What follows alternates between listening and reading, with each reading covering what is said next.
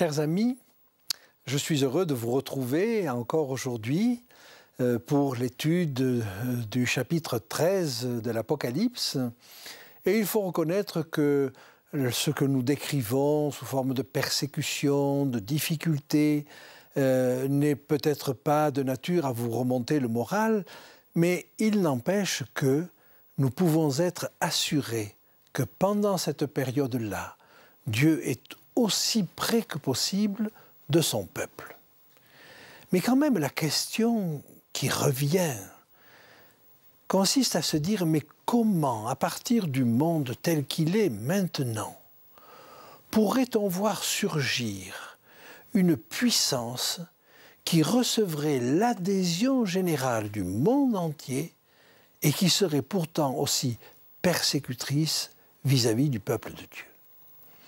Eh bien, ce mystère va nous être expliqué finalement à travers une seconde bête qui va venir maintenant, la bête qui monte de la terre et qui occupe la deuxième partie du chapitre 13. Je vous invite maintenant à lire dans le chapitre 13, à partir du verset 11 et jusqu'à la fin du chapitre. Puis, je vis monter de la terre une autre bête qui avait 2 cornes semblables à celles d'un agneau et qui parlait comme un dragon. Elle exerçait toute l'autorité de la première bête en sa présence et elle faisait que les habitants de la terre adoraient la première bête dont la blessure mortelle avait été guérie. Elle opérait de grands prodiges, même jusqu'à faire descendre du feu du ciel sur la terre à la vue des hommes. Et elle séduisait les habitants de la terre par les prodiges qui lui étaient donnés d'opérer en présence de la bête, disant aux habitants de la terre de faire une image à la bête qui avait la blessure de l'épée et qui vivait.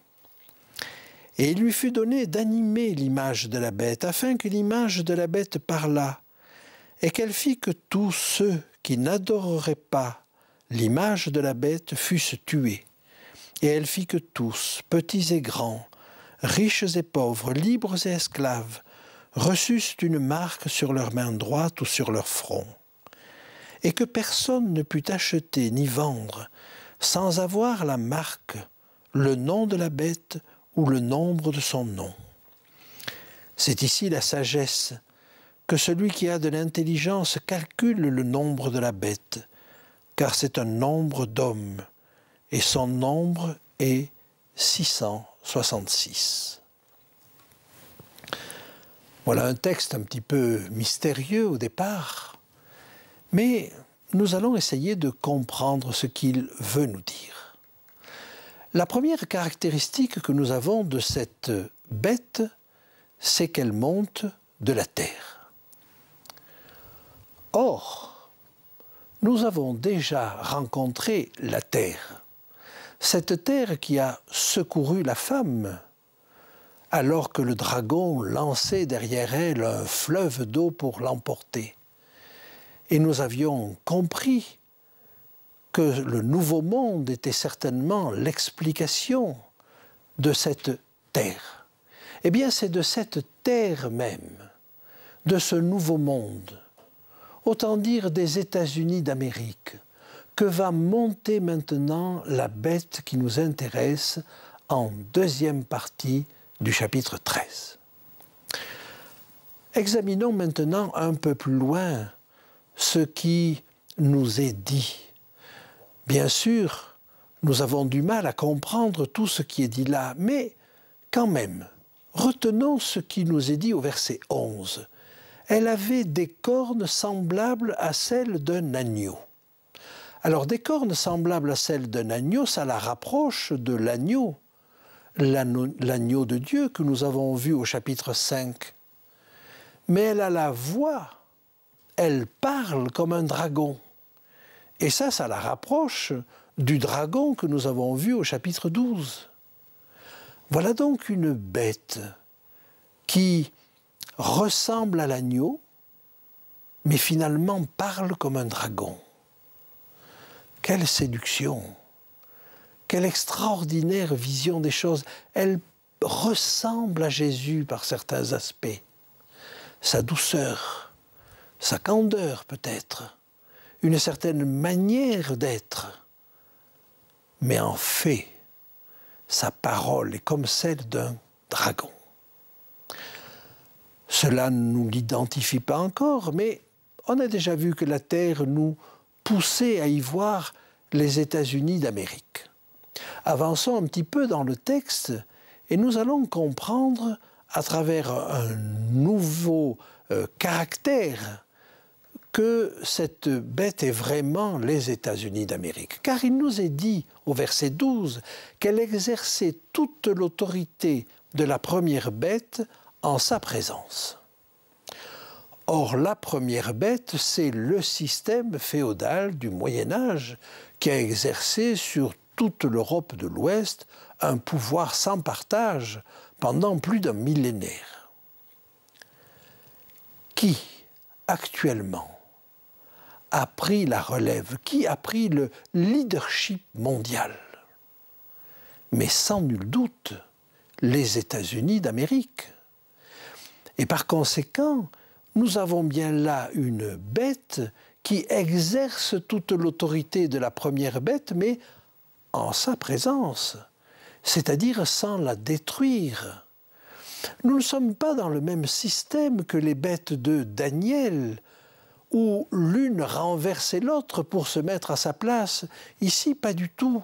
Elle exerce l'autorité de la première bête en sa présence, et elle va même faire que les habitants de la terre adorent la première bête. Par conséquent, il n'y a pas là de conflit entre ces bêtes. Je vais même un petit peu plus loin. Nous avions vu le même passage étonnant entre le dragon et la bête, la première bête. Il lui avait passé son autorité, son trône, sa puissance, et donc le passage de l'Empire romain à l'Église romaine ou au système féodal du Moyen-Âge s'était passé en douceur. Eh bien, nous avons là un deuxième passage en douceur. Et je vous invite maintenant à découvrir cette chose-là. Parce que sur le plan de l'histoire, c'est au moment où, avec la Révolution française, le système féodal s'effondre en Europe, que naissent les États-Unis d'Amérique. Et si c'est en 1787 que l'on place le départ, la Constitution des États-Unis, eh bien on se rend compte que ça coïncide vraiment avec la Révolution française. En conséquence, nous avons là plusieurs éléments pour pointer du doigt cette nouvelle puissance, cette puissance émergente du Nouveau Monde, les États-Unis d'Amérique.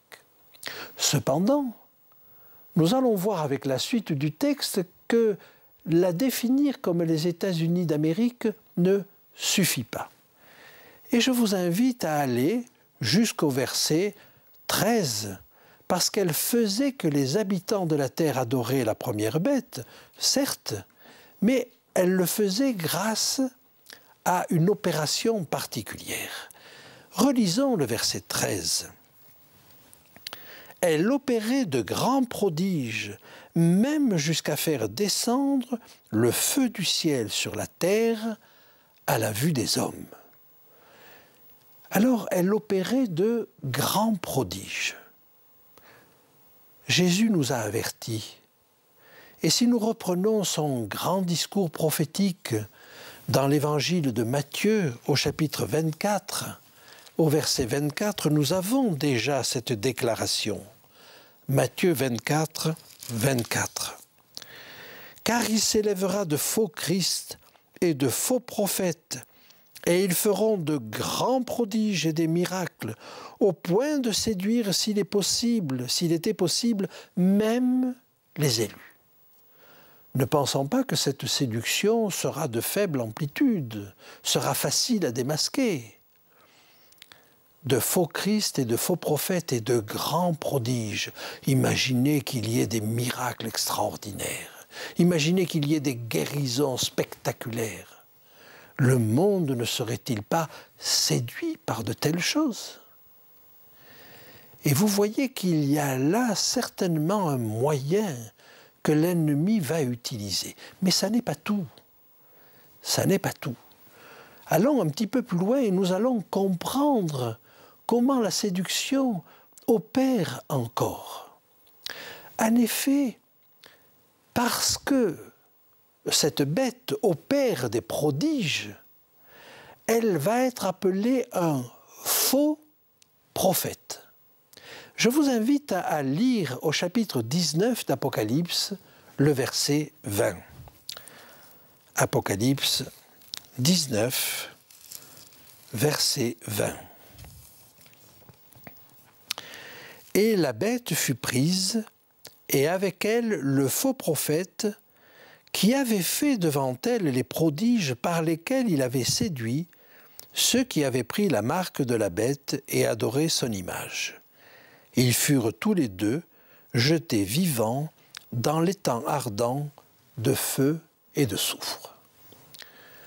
Voilà donc cette bête qui est appelée ici faux prophète.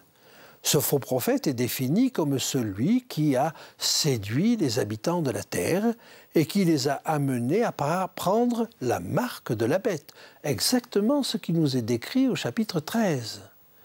Par conséquent, on peut dire à coup sûr que la bête qui monte de la terre, cette bête à deux cornes qui parle comme un dragon, n'est autre qu'un faux prophète. Et ce caractère de faux prophète va apparaître encore plus saisissant avec la suite du texte. Je vous invite à le lire toujours dans Apocalypse 13.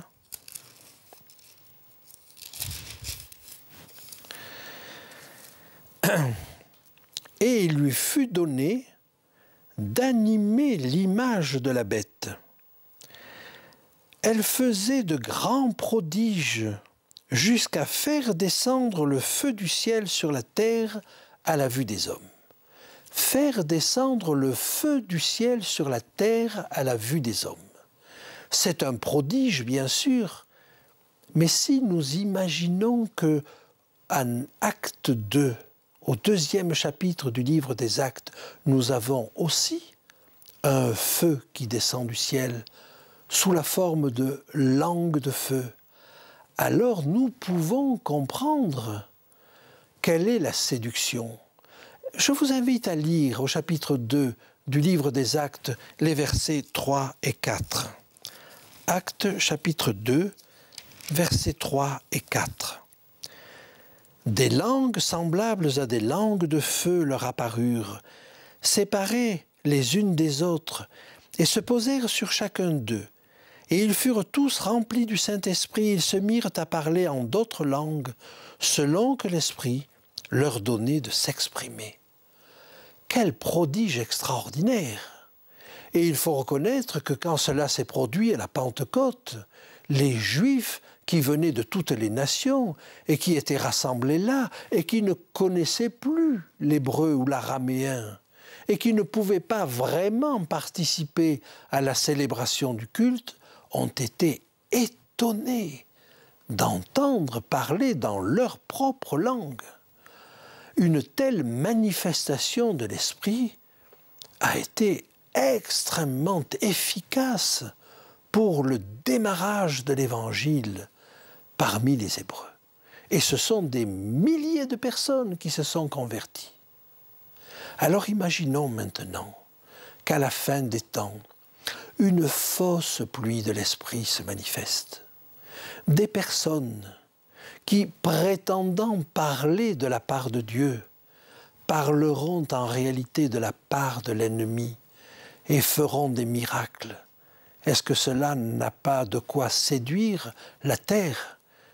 Certainement. Et par conséquent, nous voyons que la séduction est telle que même les élus pourraient presque s'y laisser prendre. Mais notons au passage qu'il y a un parallèle antithétique entre les deux. De même qu'il y a une vraie pluie de l'esprit, il y a une fausse pluie de l'esprit. Et alors me direz-vous, comment ne pas se laisser séduire? Comment découvrir? Oh, je vous invite une fois de plus à aller dans la lettre à Philadelphie au chapitre 3. Et on va voir là quel est le moyen que Dieu donne. Apocalypse chapitre 3. Celui qui vaincra, je ferai de lui une colonne dans le temple de mon Dieu, et il n'en sortira plus. J'écrirai sur lui le nom de mon Dieu et le nom de la ville de mon Dieu, de la nouvelle Jérusalem, qui descend du ciel d'auprès de mon Dieu, et mon nom nouveau. Un premier élément qui nous est donné ici, c'est de suivre Jésus jusque dans son service dans le sanctuaire. Mais il est également dit à cette Église, parce que tu as gardé la parole de la persévérance en moi. La parole, voilà le secret. Garder la parole de Dieu. C'est le plus sûr rempart contre toutes les séductions. Et l'Épître aux Corinthiens nous parle clairement du don des langues, cette pluie de l'esprit. Mais elle se manifeste dans certaines conditions et selon certains critères. Et le fait de suivre strictement la parole de Dieu nous évitera de tomber dans des pièges. Alors, parmi les autres conseils que Jésus nous a donnés, je peux lire avec vous dans l'évangile de Matthieu au chapitre 26 les dernières recommandations qu'il donne à ses disciples. Matthieu chapitre 26 verset 41. Veillez et priez afin que vous ne tombiez pas dans la tentation. L'esprit est bien disposé, mais la chair est faible. L'étude de la parole, la prière, la veille. Et j'ai envie de dire toutes ces choses-là aussi en commun. L'étude de la parole en commun. La prière en commun. Veiller les uns sur les autres. Tels sont les conseils que Dieu nous donne. Alors, avançons un petit peu dans le texte et nous allons comprendre qu'il y a là une séduction telle qu'il n'y en a jamais eu auparavant sur la terre. Si nous allons au verset 15, nous lisons ceci. Apocalypse 13, verset 15. Et il lui fut donné d'animer l'image de la bête, afin que l'image de la bête parlât. Une suprême subtilité va se trouver dans la technique de cette bête pour permettre aux habitants de la terre d'adorer la première bête. Il ne va pas leur imposer une adoration, mais il va proposer aux habitants du monde de faire une image à la bête. Parce qu'enfin, si cette bête réussit à survivre à un traumatisme tel que la Révolution française, qui l'a apparemment envoyée jusqu'à la mort, ou presque, si elle est capable d'en remonter, alors il faut l'imiter. Et alors on va faire une image à la bête. Mais ce sont les hommes de la terre qui vont faire une image à la bête. Probablement parce que la bête est un système politico-religieux. L'image de la bête sera un système politico-religieux. Voilà un des pièges. Parce qu'un système politico-religieux, tôt ou tard, se révèle persécuteur. Et donc les hommes font une image à la bête. Quand le roi Nebuchadnezzar a voulu faire une image et a voulu la faire adorer par le monde entier connu, il n'a pas demandé aux uns et aux autres de changer de religion. Il a simplement convoqué tous les chefs tous les chefs religieux ou administratifs du monde qu'il connaissait, et il leur a demandé de se prosterner devant l'image qu'il avait faite. Et si nous avions là une image de ce qui se passera à la fin? Si les hommes mettaient en place un système avec des valeurs universelles comme l'amour, comme la solidarité, comme la justice, mettent ces choses-là en place et ne demandent pas de changer de religion, mais simplement de se réunir sous cette bannière et de reconnaître une autorité suprême. À partir de là, chacun peut réaliser la religion qu'il veut. Voilà ce qui est devant nous. Voilà la plus subtile tentation qui se présente à nous. Pourrons-nous résister? Comment faire? Eh bien, voyez, face à cette tentation extraordinaire, car qui peut dire qu'il est contre le fait que tous les hommes se mettent d'accord pour ne plus se faire la guerre, pour avoir des valeurs communes, pour mettre en place un système universel? Qui pourrait raisonnablement être contre? Qui pourrait raisonnablement justifier cette chose-là? Que va faire le peuple de Dieu? Comment va-t-il s'y prendre? Ça, c'est ce que va nous dire le chapitre 14.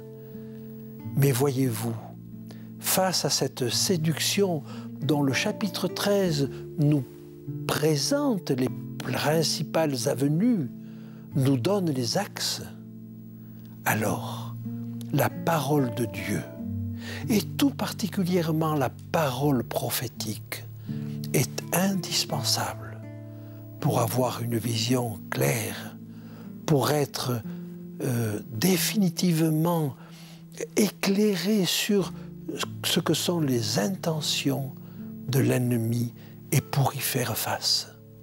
Que Dieu nous aide dans ces moments difficiles qui sont devant nous.